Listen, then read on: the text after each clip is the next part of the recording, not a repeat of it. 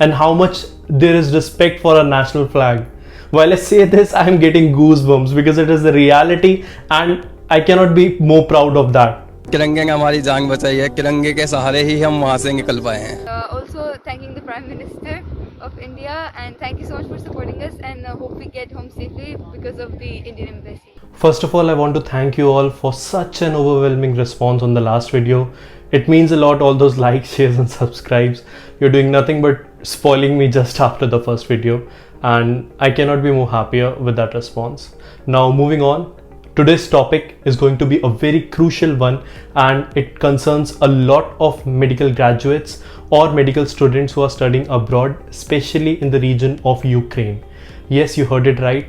Today we are going to talk about Operation Ganga, how it unfolded and what all went. So please stay till the end of the video, and because you are going to get a lot of information regarding the whole mission and how Indians were rescued from a country where two countries are at war right now.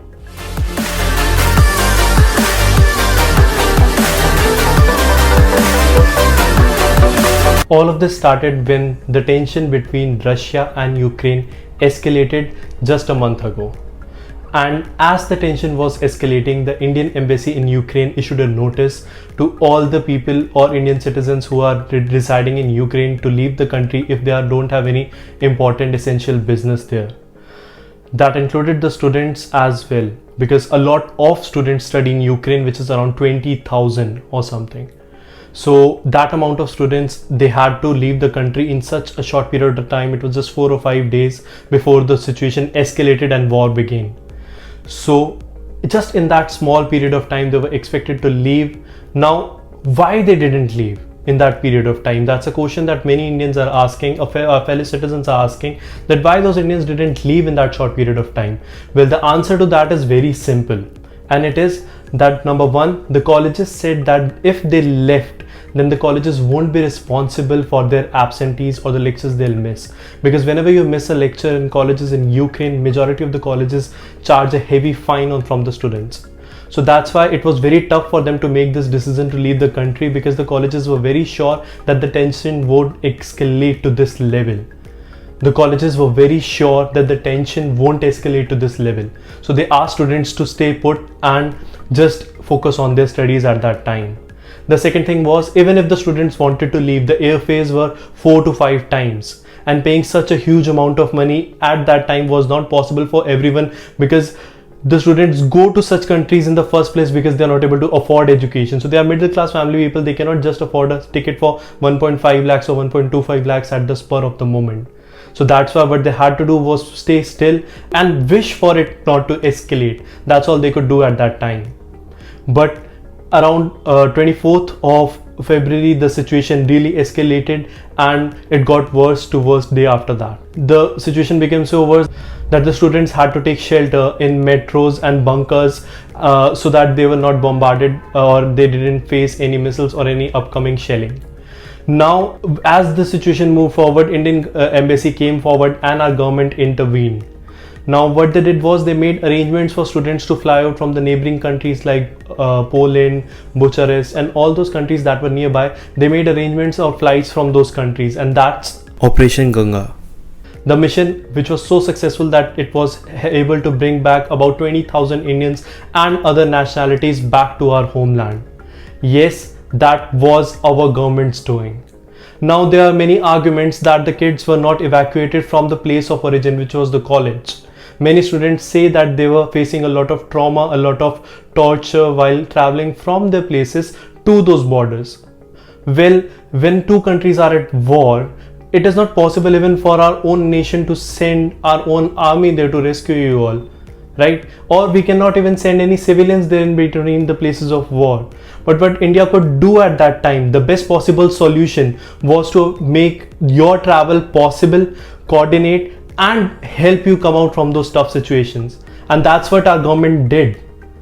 They really took a step forward, and the kind of coordination that was there, that was impeccable. Now, firstly, when the students were moving towards these borders of Bucharest or Poland or the neighboring countries of Slovakia, at that time it was fine. But after a while, we got to see videos in which it was very much clear that the students are being tortured at borders. Many girls or boys were being mishandled. As soon as that information reached India, our government took strict steps. 4 cabinet ministers were right away sent to the borders. Jyoti Adityanath Scindia, Kiran Rijiju, General retired VK Singh, and Hardeep Puri. All of them were sent so that the ease of travel of students can be done. Well, in such unconventional circumstances, unconventional steps were taken by our government. Not just they were brought to the borders, but proper shelter, proper food, every arrangement was there for them at that point. Situations did get worse, and sadly we lost one Indian student in this debacle. It was very painful to hear that news, and he still lives in our heart. Another student also died because of a heart condition while he was in transport or getting treatment in Ukraine. Our heart goes for him as well. Our respected Prime Minister was on calls with the leaders of both the countries and made sure that ceasefire was held there, local ceasefire was held there twice, once in Kharkiv and once in Sumy. A war which was not even in control of Western countries, European countries, or had no say in such situations. It was our country who was able to stop that for that period of time. This clearly shows where India stands today. All the transport that was facilitated for the students, or even if the students traveled on their own, they were asked to put a tricolor on their vehicles. And it is not a small thing, because if a tricolor was on their vehicles, they were allowed passage through all the borders, all the checkpoints without any question, because they knew Indian students are on board. This shows where we stand in the world right now and how much there is respect for our national flag.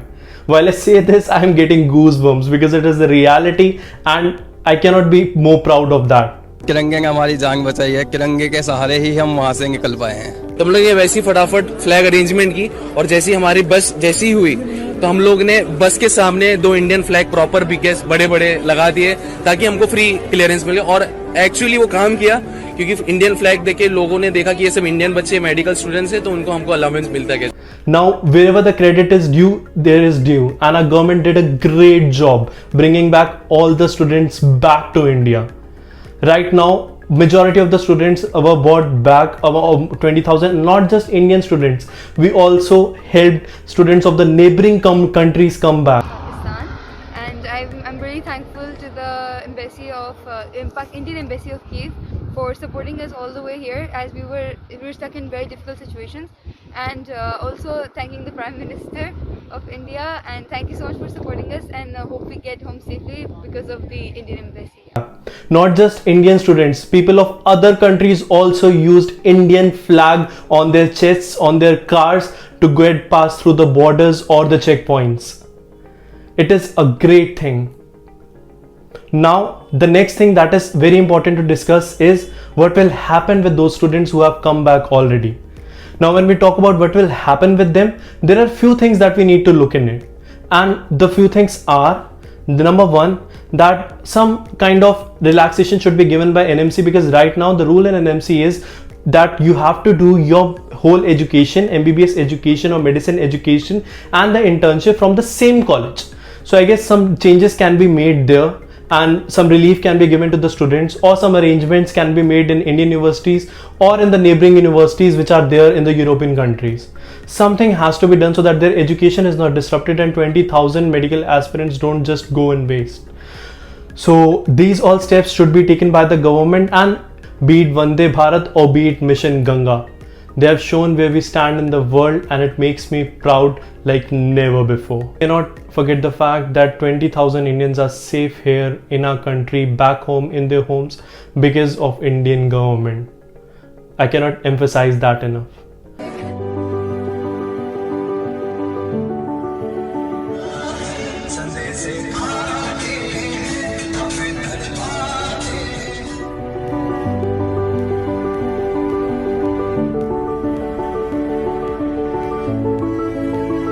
That's it for today. You surely can have different opinions from mine. That's what I told in the beginning. If we have different opinions, conversations start, and that's how it should be in a civil society. Thanks for watching this video. Make sure to subscribe, like, and send it to anyone who can get some information from this video.